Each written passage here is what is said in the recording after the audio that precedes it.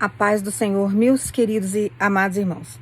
Irmãos, tinha alguns irmãos me pedindo para eu orar no final das pregações, só que como o ministério não é meu, é de Deus, eu tenho que fazer de acordo com a vontade do Senhor. Então Deus me deu a ordem agora nos vídeos mais longos que eu faço uma oração para vocês, tá? Então todo no finalzinho do vídeo eu vou estar fazendo uma oração, aí você toma posse da oração no nome de Jesus. Vamos pegar nossa Bíblia lá no livro de Salmo, no Salmo 73, lá no verso 26, que a palavra fala assim: ainda que a minha mente e o meu corpo enfraqueçam, Deus é a minha força. Ele é tudo o que eu sempre preciso. Irmãos, nessa passagem do Salmo 73, Asaf, ele via várias pessoas que não tinham doença nenhuma, que não acontecia nada com elas, não passava por nenhum tipo de provação, tudo fluía bem. E elas falavam ainda que Deus não via nada, que Deus não questionava nada, que Deus não estava sabendo de nada. E ele começou a comparar esse povo que não conhecia Deus, andando assim de uma forma tão, aos nossos olhos, suave, vamos dizer assim, que é o que ele via, que nada acontecia, era só coisa boa, com o povo de Deus que estava numa fase de sofrimento muito grande. E ele começa a questionar nesse Salmo 73 a bondade de Deus. Ele começa a ter dúvidas diante do amor e do cuidado do Senhor, que é o que você está passando agora. Você está questionando diante da provação que você está passando, porque você está esperando, você não está vendo nada. Você está aguardando e você não está recebendo nada. E aí você começa a questionar com Deus o porquê que você está vivendo isso. Que Deus me esqueceu aqui, que Deus não me vê mais, que Deus não cuida dos seus. Porque ele questiona com relação a isso. Para que tanta renúncia? Para que tanta santificação? Para que eu vou me esforçar tanto para andar na luz? Se nada muda, se nada acontece. E os outros que não fazem sacrifício algum, andam sempre daquele jeito. Mas o nosso Deus, ele tem propósito em todas as situações.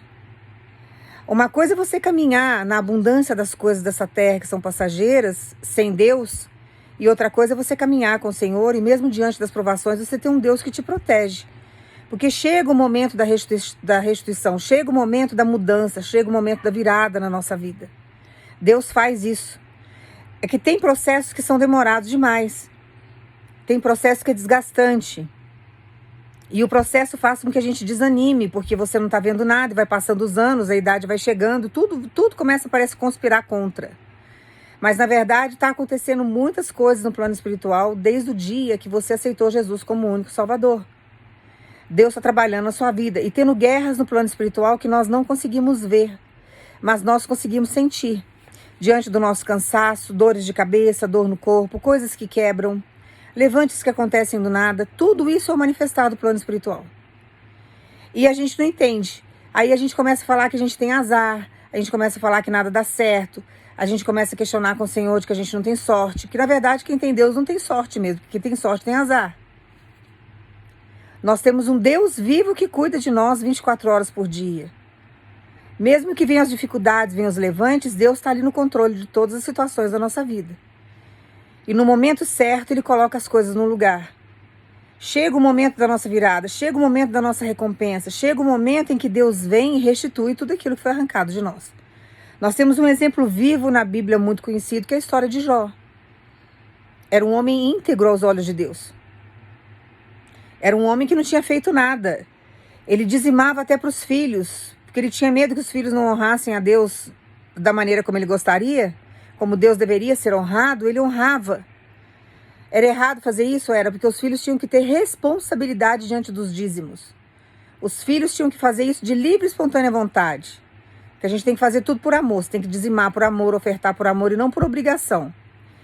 Mas ele fazia porque ele tinha medo que os filhos não fizessem. Então ele fazia para os filhos. Foi um erro que ele cometeu? Com certeza foi.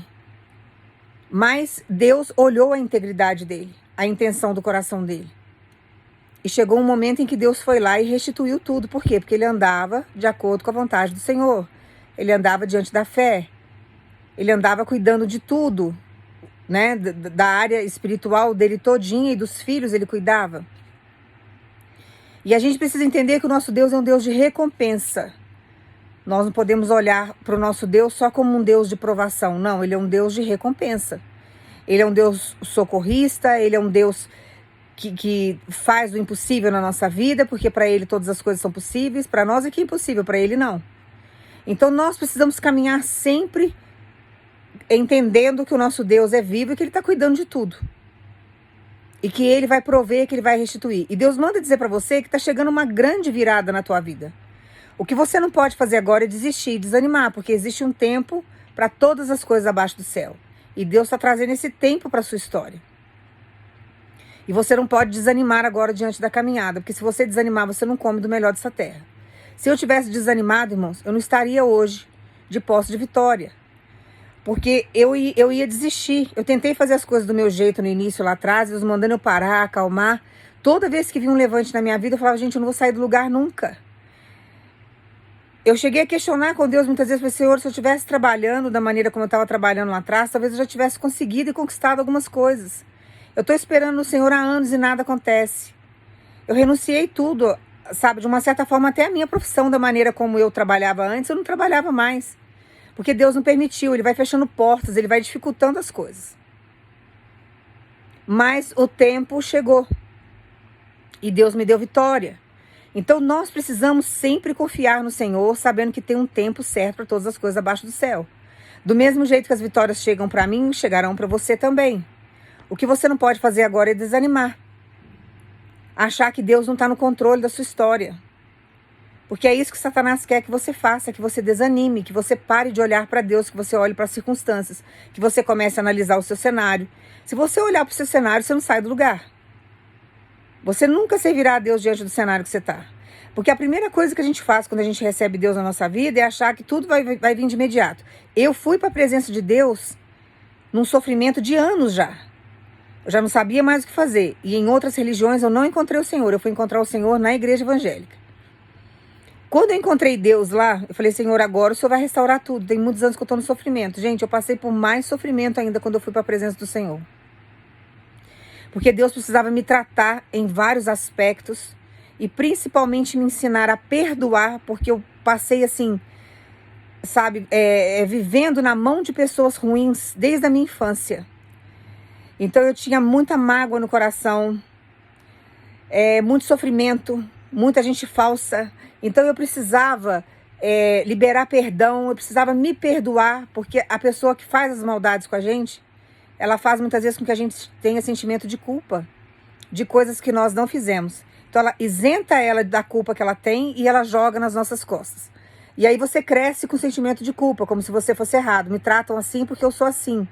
Fizeram isso comigo porque eu sou desse jeito. E assim você vai caminhando e carregando um monte de cargas que não são suas. E Deus precisa nos tratar para que a gente venha entender o que Ele tem para nós, para que na hora que a gente venha receber as coisas dEle, a gente não venha colocar no chão ou perder aquilo que Ele tem para nós. E diante do processo que Ele vai fazer na nossa vida, você tem que ter libertação para você poder aceitar o processo dEle. Porque Ele vai usar pessoas para te abençoar.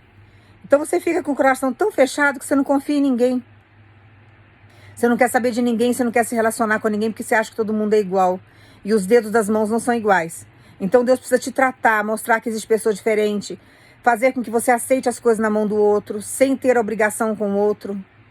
Porque a gente tem que ter esse sentimento de gratidão. Se a pessoa precisar, nós temos que ajudar. Mas não ficar, sabe, a vida inteira eu vou dever favor para essa pessoa, porque essa pessoa me ajudou de algum jeito.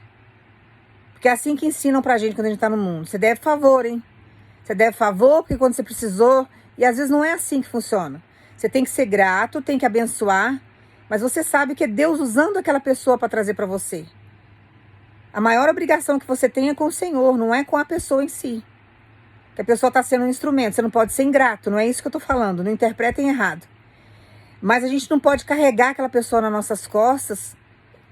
Sabe, porque a pessoa ajudou a gente uma vez ou duas vezes, ficar idolatrando aquela pessoa, exaltando aquela pessoa. As minhas tias me davam presente, minha mãe queria que eu exaltasse as minhas tias pro resto da vida. Eu era criança, eu não sabia o que estava fazendo. Aí você tem que ficar aguentando desaforo de tia, gritos de tia, sendo que você não fez nada, desaforo. Teve uma tia que eu tinha 20 anos que eu não via. E eu fui visitar minha mãe que estava doente na época, essa mulher começou a gritar comigo do nada, porque eu estava escutando um louvor, sentada na cama, cansada, exausta das minhas lutas. Cheguei na casa da minha mãe cansadíssima, sem ter condições nenhuma de cuidar dela, tinha passado por doenças assim absurdas há um tempo atrás.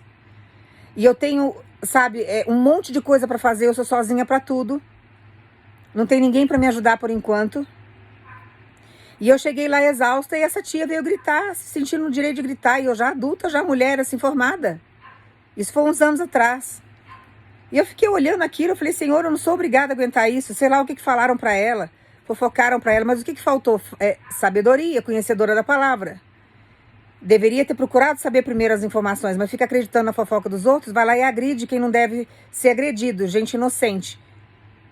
Mas chega uma hora que Deus vem e cobra. Chega uma hora que acontecem coisas que já é Deus permitindo para a pessoa aprender. Você precisa ver os gritos que eu tive que ouvir. Eu fiquei horrorizada. Eu saí da casa da minha mãe, fui ficar na casa da minha irmã, passei por outro processo também complicado, que eu prometi para mim mesma que eu nunca mais voltava. Falei assim, Senhor, eu nunca mais quero passar por isso, porque família tóxica, você tem que ficar longe. Você tem que ficar longe, você não tem que ficar perto. Você não tem que trazer carga negativa dos outros. Você tem que caminhar, entendeu? Ali firmado com Deus e buscar ter paz na sua vida. Que a sua paz ela é inegociável, não tem preço. E eu fui para casa da minha irmã, foi outra tia junto, outro rabo, outro problema. Chegando lá, passei raiva a semana inteira, falei, nunca mais eu volto. E quando eu falo, irmãos, não adianta. Só se Deus mandar eu voltar. Aí na humildade, por ordem do Senhor, eu volto. Mas caso contrário, eu não volto mais. Porque a gente precisa dar um basta nas coisas da nossa vida, dizer não e confiar em Deus. E eu não tenho culpa do problema do outro, porque as pessoas trazem cargas para a nossa vida como se nós tivéssemos culpa das lutas que elas passam. E nós não temos. E tem gente que é mestre para fazer isso, é frustrada, sabe, é mal realizada em várias áreas da vida, é rancorosa e ela desconta tudo nos outros. A primeira pessoa que passa na frente dela, ela começa a cuspir fogo, são os dragões da vida. E você tem que ficar aguentando isso de forma alguma. Nós temos que levantar a nossa cabeça, sabendo que nós temos um Deus vivo, que Ele vê o nosso deitar, o nosso levantar, Ele sabe como que é o nosso caráter, Ele conhece o nosso coração. E seguir adiante. E deixar Deus fazer justiça. Teve uma dessas tias aí que tomou um tombo medonho depois que ela fez isso comigo, que ela quase morreu. Bateu o rosto lá, parece que no banheiro, e teve um acidente medonho, horroroso. E Deus falou pra mim, só tá colhendo a maldade que tem. Porque chega uma hora que os demônios usam, você dá legalidade, os demônios, sabe, provocam situações na sua vida, que você fala, nossa, meu Deus. Aí lembra que Deus existe, que dá tanta legalidade pro diabo, que na hora que a situação aperta, porque eles vêm com tudo mesmo. Eles vêm para matar, roubar e destruir. Por isso que nós não podemos dar legalidade. E chega uma hora que eles chegam com força. Aí a pessoa lembra que existe um Deus, aí vai pedir socorro pro Senhor. Então nós temos que caminhar sempre sabendo que existe um Deus conosco, não podemos fechar o nosso coração achando que todas as pessoas são iguais, não podemos dar trela para uma família tóxica, nós temos que brecar isso. E entender que Deus está no controle. Você pode ver até o ímpio lá, o gentil, crescendo, evoluindo, não conhece Deus, ou conhece Deus, mas está lá prosperando. Tudo nessa vida é passageiro, irmãos. O que Deus nos dá é eterno. Até as coisas que Deus nos dá aqui se tornam uma coisa eterna, porque aquilo que Deus nos dá, ninguém nos toma. Se tomou por um período, você pode ter certeza que Ele vai ressarcir, vai trazer de volta, e você vai ficar de posse de vitória e nunca mais ninguém arranca, porque não cabe na vida de ninguém, só cabe na sua, foi feita para você sob medida. Tem trilhões de pessoas no mundo, mas cada um tem aquilo que Deus fez e projetou para ela. Não adianta outra pessoa vir tomar, porque não cabe, vira maldição na vida do outro.